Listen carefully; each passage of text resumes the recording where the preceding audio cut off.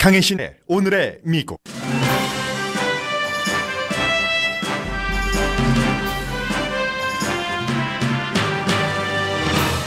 어렸을 때 부모 따라 미국에 온 드리머는 추방하지 않을 것이라고 트럼프 대통령이 밝혔습니다. 그러나 드리머의 부모 추방은 계속된다고 다시 확인했습니다.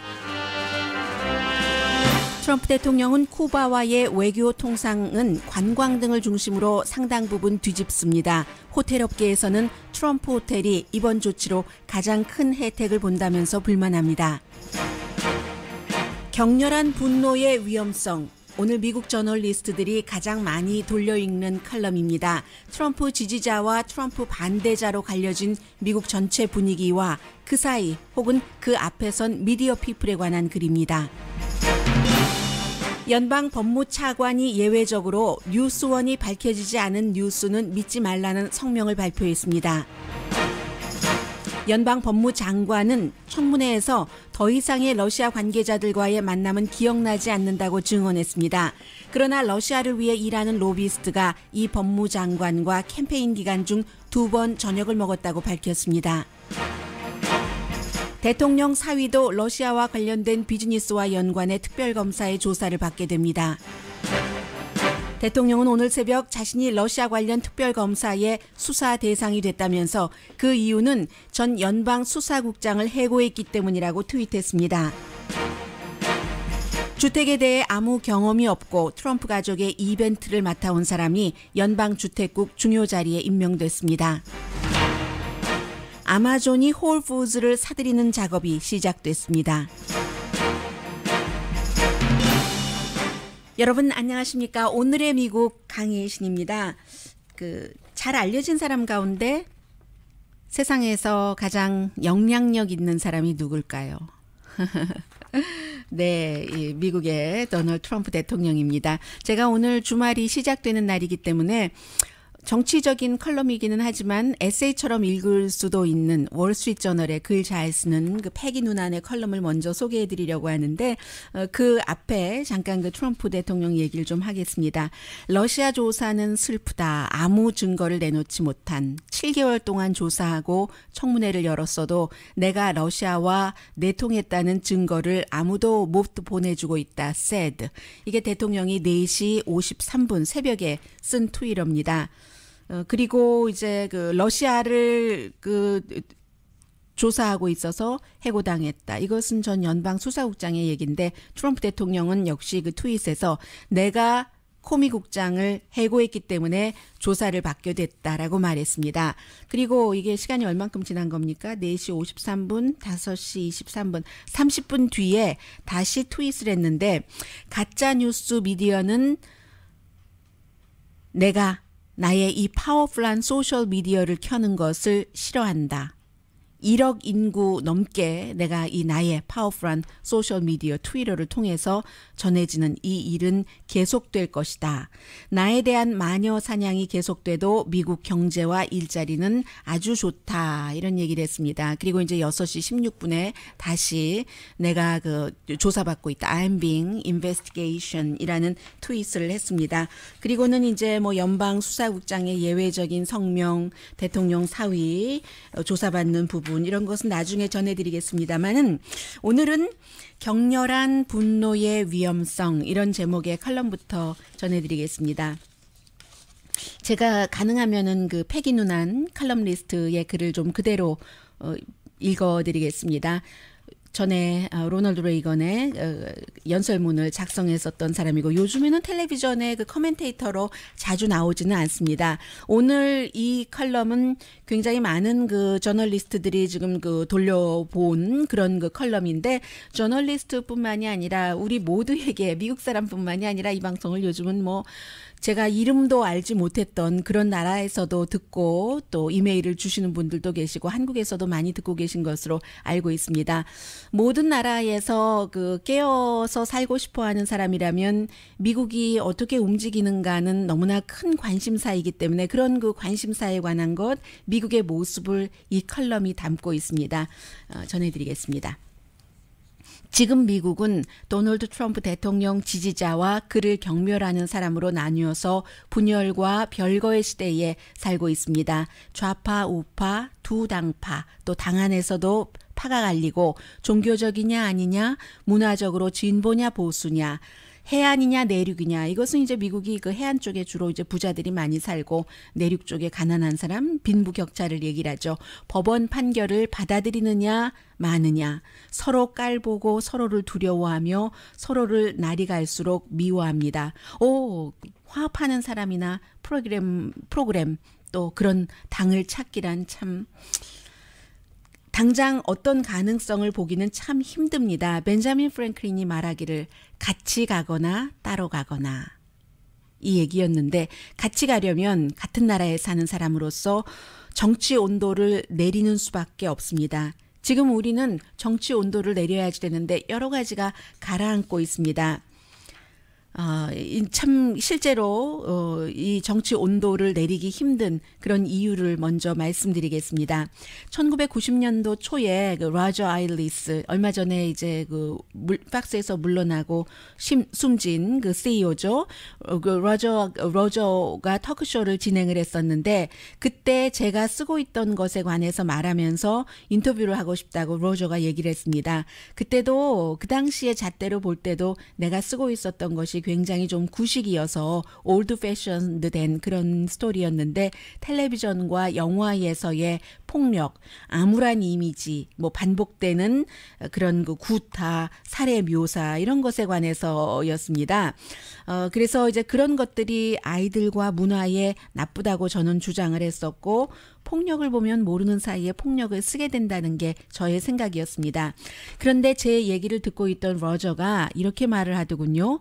텔레비전 여기저기서 코미디가 방영되는데도 제가 길 가다 보면 사람들이 뭐 웃어 죽겠다고 좋아하면서 다니지는 않는데요. 맞는 말입니다. 로저 말이. 그래서 제가 이렇게 답을 했죠. 그런데 문제는요, 어떤 합일점이라는 게 있을 텐데, 우리나라는, 미국은 지금 위트에 익사이팅해 하지 않고 폭력에 눈을 뜨고 폭력에 귀를 대거든요. 특히 불안정한 젊은이들이요. 그래서 폭력적인 이미지가 위험하고 파괴적인 겁니다. 예술은 예술이고 검열은 패배를 시인하는 것이기는 하지만, 어쨌든 그래서 좋은 판단과 책임감이 이 모든 것을 없애고 이제 좋은 사회로 가기 위한, 행복하게 살기 위한 답인데요. 라고 그 당시에 90년대 초에 답을 했답니다. 그리고 다시 지금 우리의 상황입니다. 라고 얘기를 합니다. 이미지뿐만이 아니라 말에서도 보는 것, 모든 것에서 굉장히 지금 미국 사람들은 불안정한 것에 익사이트해하고 너무 모두 뜨겁습니다. 이번 주 우리는 비극을 겪었습니다. 여기서 시키지 않으면 더 큰 일을 당할 겁니다. 놀라신 분 계세요. 화요일에 일어났었던 그 총격 사건에 대해서라고 얘기를 하면서, 화요일이 아니었죠. 수요일이었었죠. 화요일에 저는 그 저널리즘 이 업계에서 인정받는 오래된 친구와 우리 주변에 퍼져 있는 정치적인 분노에 대해서 대화를 했습니다. 그 저널리스트는 무시무시한 극과 극의 대립을 말하면서 워싱턴 DC에 너무 많은 미움이 있다고 했고, 공원에서 누군가가 죽을 수도 있는 죽음의 놀이 같은 것도 이어진다고 했습니다. 그게 바로 버지니아 알렉산드리아에서 공화당 정치인들이 그 야구 시합을 하고 있었을 때 일어난 총격 사건이 발생하기 20시간 전에 들은 말입니다. 공화당 의원들이 야구 연습을 할 때 총질한 총잡이는 범죄를 저질렀습니다. 그 사람 책임입니다. 그런데 그 범죄를 이쪽 저쪽이 책임이라고 하는 건 어리석습니다. 그렇지만 우리 모두는 환경과 문화 안에서 삽니다. 지금은 다른 사람을 못 살게 굴고 모욕하고 끝도 없이 주장하고 반감을 이어가는 뉴스, 그리고 연예계, 대중매체 환경 속에서 삽니다. 코미디가 대통령의 목에 피를 흘리게 하고, 그 CNN의 코미디언, 여성 코미디언 얘기하는 거죠. 셰익스피어 연극의 줄리어스 시저가 미국 대통령 암살을 암시합니다. CNN 호스트가 놀랍게도 대통령 대통령을 모욕을 하는 트윗을 하고 MSNBC의 앵커 마찬가지 또 좋은 사람으로 알려진 젠틀맨으로 알려진 스티븐 콜베르 시사 프로그램 코미디 프로그램 지지하는 그 사람도 마찬가지로 대통령을 모욕합니다. 다는 아니지만 너무 많은 주요 미디어가 가짜 뉴스, 불공정한 뉴스를 전합니다. 가짜 뉴스라도 밸런스가 좀 있다면 좋으련만.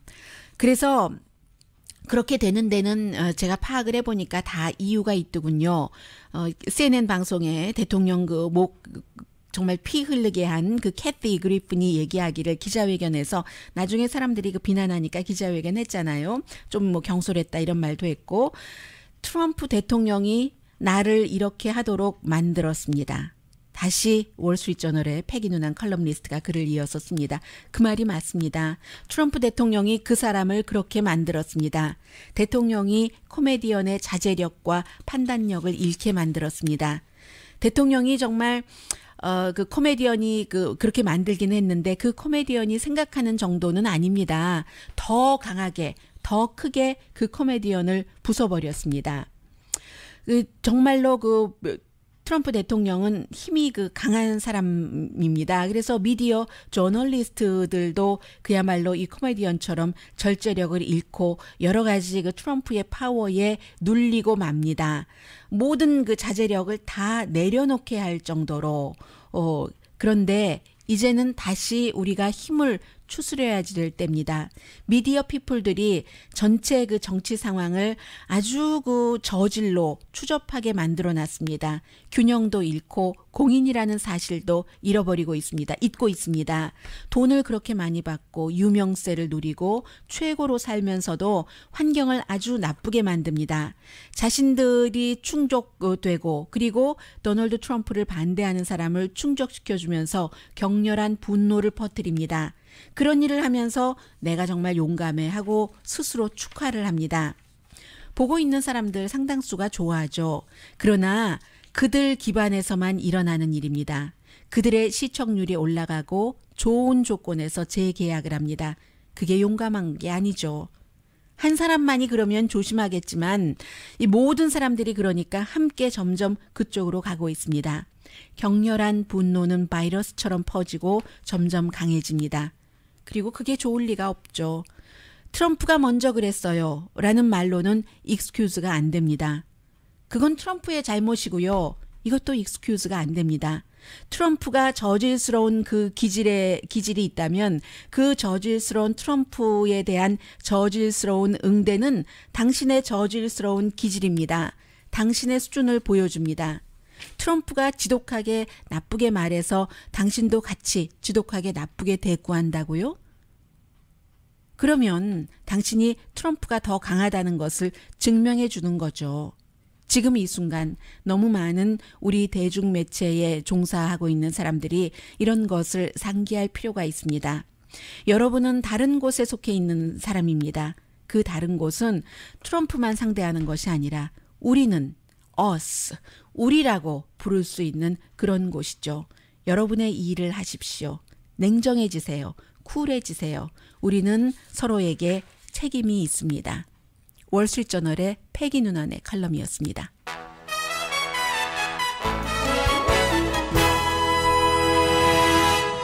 네, 패기 누난 아주 보수적인 칼럼니스트 맞습니다. 그리고 트럼프 대통령 처음에는 굉장히 경멸했죠. 이 칼럼니스트도. 그러다가 그 사람이 그 성향 같은 것은 어찌할 수 없는 것이잖아요. 공화당이기 때문에 그 사람은 그 공화당이기 때문뿐만이 아니라 민주당도 트럼프 대통령이 되고 나서 잘하기를 바라는 것은 사실입니다. 월스트리트저널도 처음에 트럼프를 거들떠보지도 않다가 지금은 그 트럼프 대통령 쪽에서 완전히 일을 하는 것 같은 신문이라는 느낌도 많이 주는 게 사실이고 이 패기 누난의 그 여러 가지 뭐 저질이다 고질이다 하는 게 사람의 정말 그 성품을 그 표현하고 좋다 나쁘다를 구분하는 잣대라는 것이 아니라 성향이잖아요. 트럼프 대통령의 저질스러움이라고 이 패기 누난이 얘기한 것이 솔직함이라고 표현될 수도 있는 것이고 쉽게 대중에게 다가간다고도 될 수도 있는 것은 사실입니다. 그러나 이 패기 누난도 자신의 그 우아하고 고급스럽고 그러면서도 하면서도 아주 프랙티컬하게 말도 잘하고 글도 잘하고 하는 그 성향으로 볼 때 트럼프는 분명히 저질스러웠을 겁니다. 그래서 패기 누나는 트럼프 대통령을 처음에 그 캠페인 할 당시에는 경멸하는 컬럼을 많이 썼습니다. 그러나 지금은 바뀌었고 이 컬럼은 제가 여러분들께 전해드렸지만 많은 트럼프 대통령을 좋아하시는 분들은 좋아하실지도 모르겠습니다만은 싫어하시는 분들은 이것은 너무나 치우친 컬럼 아니야 라고 얘기하실 수 있습니다. 왜냐하면 패기 누난이 지적을 한 대통령이 우리를 이렇게 우리도 극단적으로 나가도록 만들었다라고 하는 데 있어서 대통령이 어떻게 구체적으로 그들을 그렇게 만들었는가에 대해서 전혀 언급하지 않았습니다. 그래서 대통령은 약간 봐주면서 대통령을 비난하는 언론이나 저널리스트를 정말 두드리고 있네라고 생각하실 수도 있죠. 그러나 저도 이제 처음에는 그렇게 생각을 많은 분들이 하시겠다라고 짐작을 하다가 아예 열외로 이 패기 누난이 트럼프 대통령은 트위터를 안 할 사람도 아니고 앞으로도 계속 그의 언어로 그의 그 성향과 기질로 생각날 때마다 참지 못하고 때로는 참으려고도 하지 않고 계속 이 일을 진행할 것이기 때문에 아무도 그를 막을 수 없다는 거죠. 지금 지난주에 멜라니아 트럼프가 백악관에 갔지만 트윗하는 거 막지 못한다는 것 아니겠어요? 그래서 어차피 트럼프 대통령을 우리가 고칠 수는 없으니까 무시하자. 이렇게 해석할 수도 있겠다. 그런 생각도 아무튼 들고요. 더 자세하게 제가 거의 전해드린다고는 전해드렸습니다만은 그 영어의 뉘앙스 한 올 한 올까지 단어까지 다 느끼고 싶으신 분은 방송 끝나고 제가 원문을 todayus.com에 링크를 시켜놓겠습니다.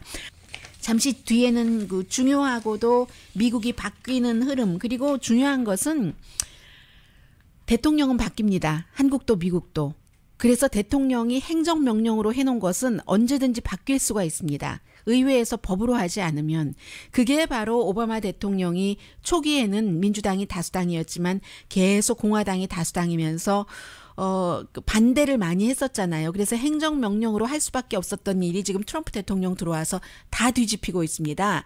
일단은 트럼프 대통령 사업체에는 그 플러스라고 하는 일까지도 나중에 다른 대통령이 오면 또 뒤집힐 수도 있습니다. 여기서 국민들은 균형을 잘 찾아야 되는 거겠죠. 때로는 행정명령으로 빨리 처리해야지 될 것도 있고 그러나 이것이 금방 뒤집힐 때 더 큰 혼란이 오기 때문에 모든 것은 결국은 그 사람들이 유권자가 결정하는 것 같아요. 잠시 뒤에 뵙겠습니다.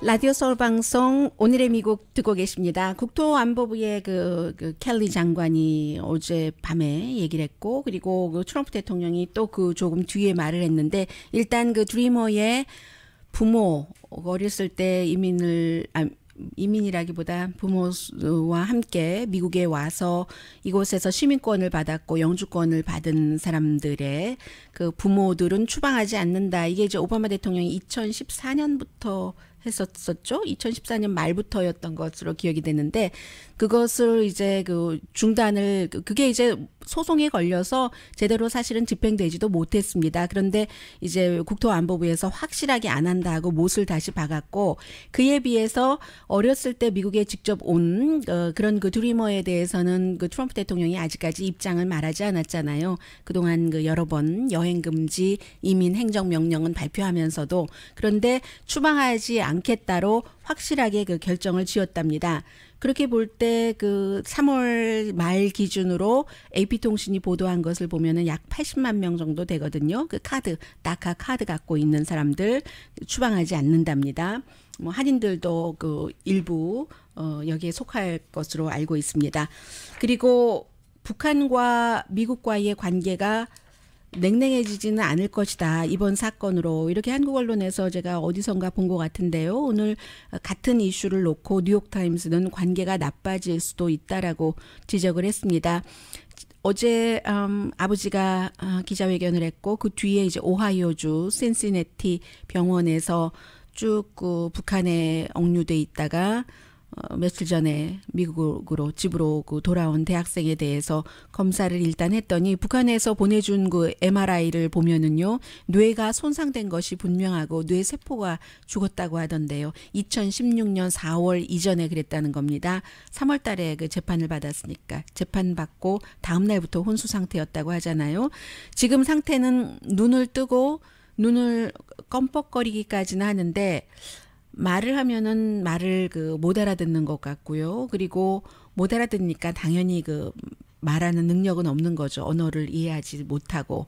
그래서 지금 신시내티 병원에서 보기에는 북한이 얘기한 식중독 때문에 쓰러졌다. 그리고 약을 먹었는데 그 뒤에 혼수 상태가 됐다라는 게 증거는 없다고 하고, 그리고 어제 제가 잠시 말씀드렸던 구타당했다고 뉴욕타임스가 이틀 연속 보도를 했는데, 미국 관계자는 구타당했다는 정보를 갖고 있다라고 했는데, 지금 그 의료진이 그 쭉 그 좀 그 점검을 한 결과는 구타당했다는 증거는 없다. 구타를 당했어도 혼수 상태가 1년 넘게 있었고, 그 사람이 며칠 방문하러 갔다가 방문 끝나고 돌아오는 공항에서 체포돼서 이제 얼만큼 있다가 바로 그 재판을 당했는데, 그게 2015년 12월 달인가 갔잖아요. 그리고 불과 몇 개월인데 많이 구타당했다는 그런 그 증거는 당했다면은 그 전이기 때문에 이미 그것은 없어졌을 수도 있고, 병원 관계자는 구타당했다는 증거는 찾지 못하겠다라고 얘기를 했습니다.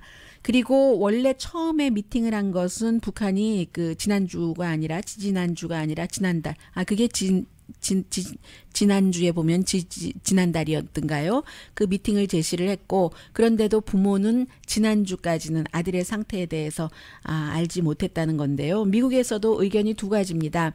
일단은 가지 말라고 하는데 국무부가 완전 금지는 시키지 않았지만 북한에 가는 것을 경고는 하잖아요. 그런데도 간 것에 대해서 참 안타깝다 하는 생각을 하는 사람들도 있고, 아니면 뭐 반대로 뭐 생각을 갖고 계시는 분들도 계시고요.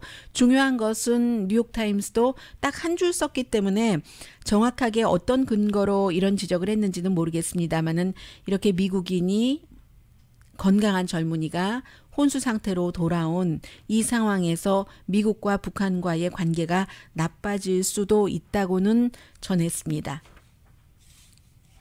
그리고 이제 그 러시아 문제는 저도 뉴스를 그 오래 하고 있지만, 연방 법무장관이 이렇게 법무차관이요, 성명까지 발표한 것은 저도 처음 봤습니다.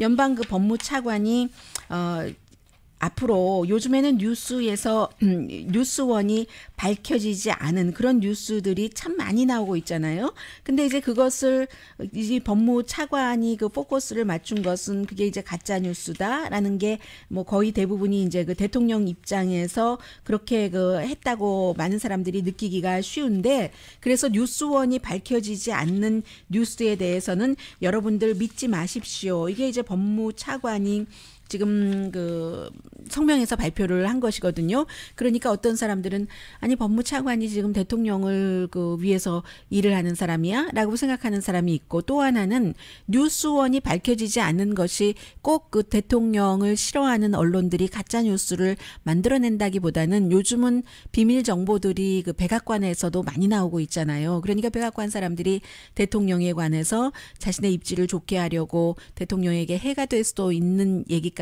좀 그 흘리는데, 그런 것을 어떻게 뉴스원을 밝힐 수가 있겠어요?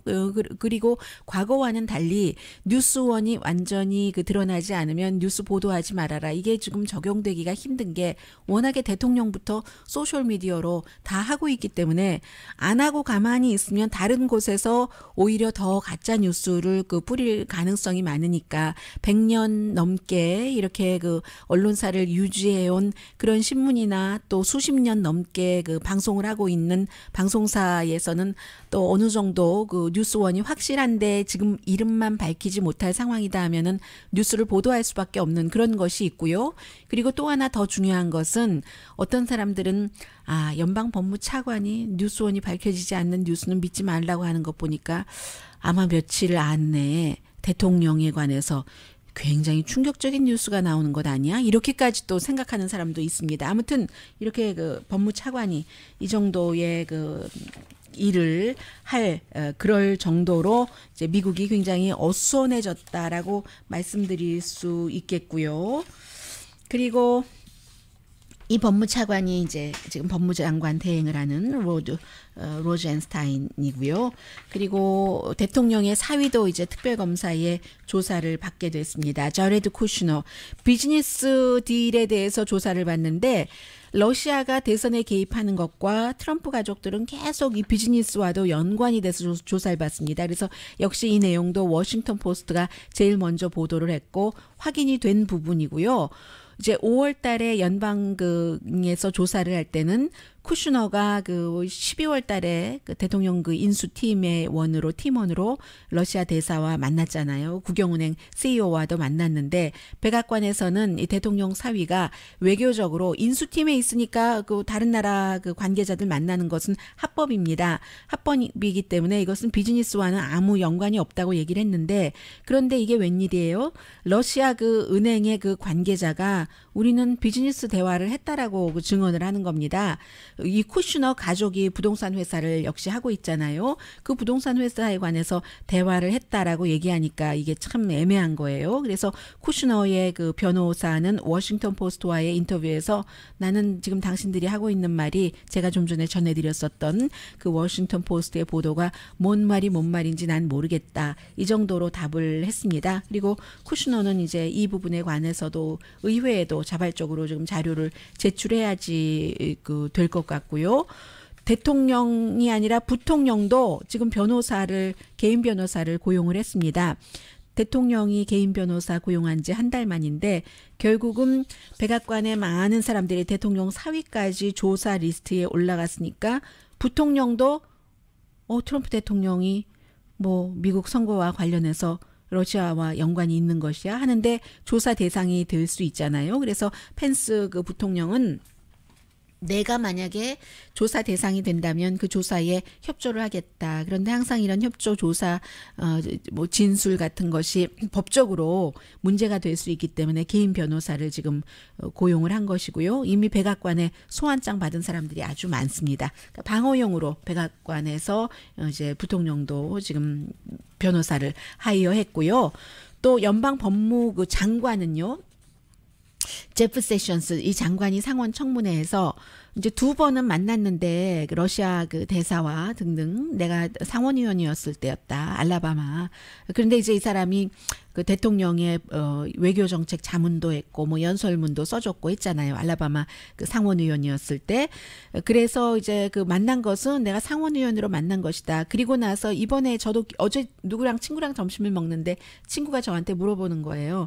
그 다는 아니고 제프 세션스 청문회를 조금 봤더니 그 이외에도 러시아 사람들과 연관 있는 사람들과 만난 적이 있느냐고 물어보니까 I don't believe so 라고 얘기를 하던데 그게 뭔 말이냐는 거예요, 저한테. 이상하죠. 어감이 무슨 말이냐라는 아주 그 우아하고 정식적인 말보다 어떤 때는 뭔 말이야? 라는 게 더 와닿는 거 있잖아요. 뭔 말이냐고 물어보는 거예요, 저에게. 그래서 제가 그게 대답이 참 애매하게 했네 라고 하는데 거기에 대한 게 이제 나오는 겁니다. 이제는 미국 안에서뿐만이 아니라 이제 정통 언론, 소셜 미디어, 해외 언론이 다 같이 보도를 하고 있기 때문에 아니 내가 제프 세션스가 그 대통령 그 인수팀에 있었을 때 인수팀에 있다기보다 대통령을 위해서 일하고 캠페인 기간 중에 트럼프 2번이나 제프 세션스가 나를 초대해서 같이 저녁 먹었는데 하고 얘기를 한 겁니다. 근데 그 사람이 누구냐면 러시아가 국적인 사람은 아니고 미국인입니다. 미국인 로비스트인데 이 사람은 미국을 위해서 로비라는 사람이 아니라 러시아를 위해서 로비라는 사람입니다.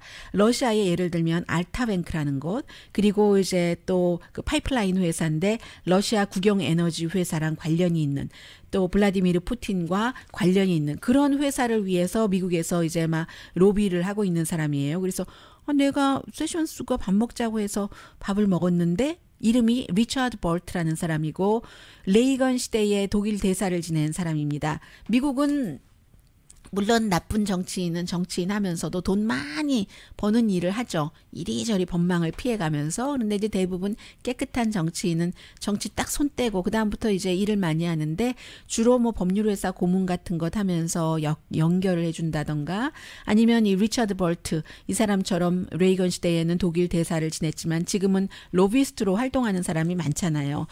그래서 이제 아무튼 그 만났다는 건데 그 만났던 시기가 러시아가 대선에 개입했다 이런 설이 한창 나왔을 때 만났다는 얘기입니다. 아무튼 그러니까는 이것도 그 제프 세션스 연방 그 법무장관에게는 별로 그 좋은 일은 아니고요. 그래서 러시아 스캔들은 트럼프 대통령이 좋아하던 싫어하던 트럼프 지지자들이 대통령이 일 좀 하게 놔두라고 하던 말던 이제는 가는 겁니다. 출발을 했어요. 기차가 철로 위로 출발을 했고 뒤에 다음 기차가 달려오고 있기 때문에 뒤로 갈 수가 없습니다. 앞으로 가는 길밖에는 이제 없다. 이 정도 말씀드리고요. 쿠바에 대해서는 대통령이 지금 뭐 비행기 타고 마이애미에 도착한 것 같은데요. 내리지는 않은 것 같고 이제 그 마르코 루비오 쿠바가 지역구인 연방 그 쿠반계 아메리칸 상원 의원과 함께 기자회견을 해서 오바마 대통령이 해놨었던 여러 가지 쿠바와의 리에종을 내가 끊겠다는 발표를 할 텐데 이것도 웃는 사람도 있고 우는 사람도 있고 여러 가지 문제가 있습니다. 잠시 뒤에 전합니다.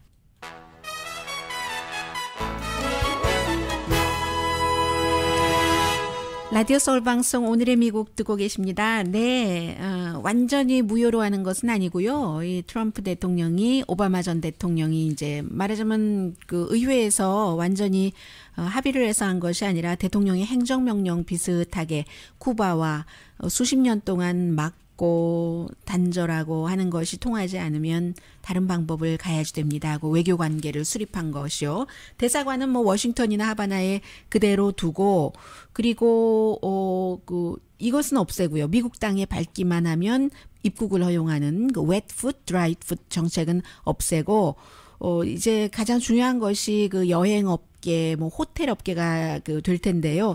여행도 예외는 있습니다. 뭐 가족의 여행이라든가 1년에 뭐 제한을 그것도 할 수 있겠죠. 그래서 이제 약간의 그 제한은 있지만 크루즈도 할 수 있도록 하는 것 같아요. 그런데 이제 중요한 것은 그 쿠바는 거의 그 국가가 많은 그 사업을 하니까 쿠바가 군이 하니까 군과의 계약된 그런 것은 할 수 없다. 그게 이제 뭐 호텔을 짓는다던가 하는 것이거든요. 여행 업계 가운데서도 가장 큰 타격이 호텔 업계가 되는 겁니다. 그래서 지금 굉장히 많은 사람들이 특히 이제 메리어트 호텔이 그곳에 호텔을 지으려고 하다가 지금 완전히 돈만 들이고 시간만 낭비한 그런 셈이 된 것이고요. 그 대신에 이제 메리어트 스타월드 호텔 리조트잖아요. 이 회사에서 말할 때는 트럼프 대통령이 트럼프 호텔에 굉장히 좋은 그런 지금 정책 뒤집음을 하고 있다라고 얘기를 합니다. 왜냐하면 원래 트럼프 호텔도 쿠바에 오바마 대통령이 외교 관계 수립을 했었을 때는 오픈하고 골프장도 그곳에 짓고 하는 것을 실제로 좀 타진을 했었거든요. 그러다가 이제 본인이 선거에 나오니까 사람들이 쿠바에 대해서 여러 가지 문을 잘못 열었다 하고 비난을 하니까 너는 그러면 왜 거기다 호텔 지으려고 했고 골프장 열려고 했어? 하고 반문을 하니까 그때 난 안 하겠다. 내가 대통령이 되면은 그쪽에 쿠바에 호텔 확장은 하지 않겠다라고 지금 얘기를 한 거잖아요.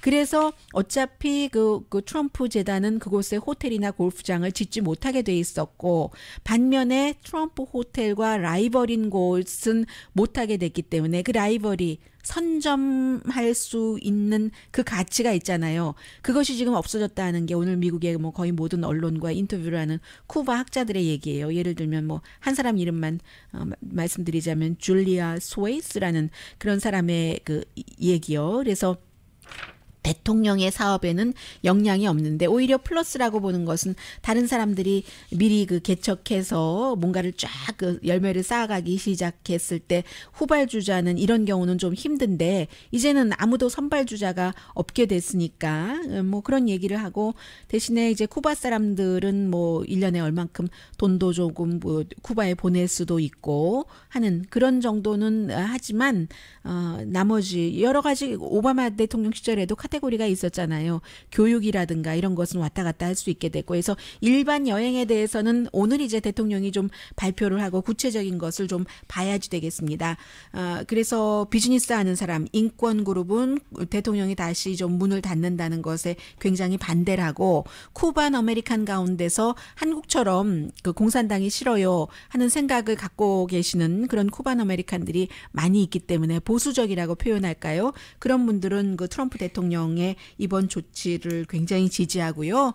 다시 한번 말씀드리지만 대통령이 행정명령으로 오바마가 했었던 것은 트럼프라는 대통령이 행정명령으로 무너뜨릴 수가 있고 무효로 할 수가 있고, 트럼프의 또 이번에 이런 것은 또다시 다음 대통령이 누가 될지 모르겠습니다만은 또 무효로 할 수도 있는 것이기 때문에 항상 이게 그 완전한 것은 의회에서 하는 것이 좋죠.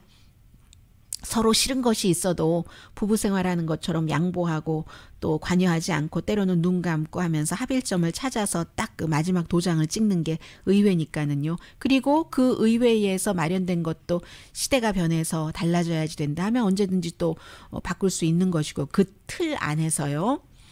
그리고 하나 전해드리고 싶은 것은 오늘 뉴욕 데일리 뉴스가 보도를 했는데, 그 패밀리 이벤트 플래너가 연방 주택 프로그램을 감시하는 아주 그 중요한 자리에 임명이 됐는데, 리인 패튼이라는 사람입니다.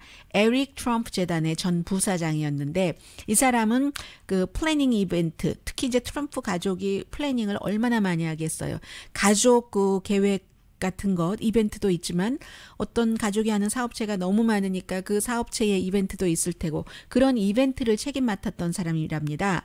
그래서 이 사람이 연방 그 주택국에서 그 일을 하는 역할은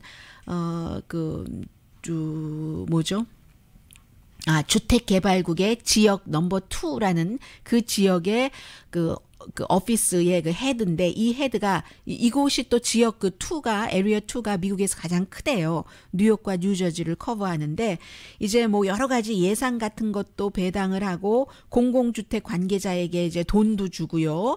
또 렌털 바우처도 주고 다 이제 세금으로 운영을 하는 거죠.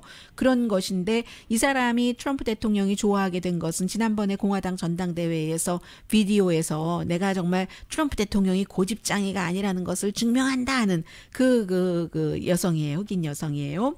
주택에 대해서는 전혀 경험 없죠. 그리고 학력 위조 이런 그 이슈도 있는데, 퀴니피악 자신 법대 졸업했다고 하는데 2세메스터 다녔을 뿐이라고 하고요. 어쨌든 7월 5일부터 이 일을 한답니다. 그런데 주택에 대해서 아무 경험 없는 사람이 예산 배당하고 감시하고 하는데, 이게 뭐가 문제가 되겠어요. 벤 칼슨이라는 주택이라고는 본인의 그 홈 오너십 하나밖에 모르는데 본인이 얘기를 했잖아요. 아무것도 아는 거 없다고. 근데 주택부 장관이기 때문에. 그런데 뭐 모른다고 꼭 일을 못하는 건 순환이에요. 다만 그 전통과 비교를 해서 예외다 하는 말씀 드리는 거죠.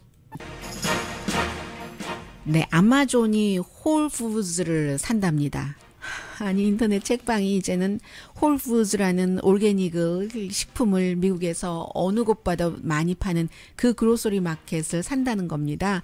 오늘 보니까는 그렇지 않아도 그 항상 사는 회사보다는 그 사는 것을 당하는 회사 주식이 오르잖아요. 아마존 주식 조금 올랐던데요. 주당 홀푸드 주식이요. $34 정도에 거래되고 있던데 10년을 시도를 한 겁니다. 아마존이 그로서리 그 딜리버리 비즈니스에 대해서. 그러다가 결국은 정말로 이 홀푸드라는 곳을 잡고 나면은 아마존이 그 좋아질 것이다라고 생각하는 사람들이 있고요.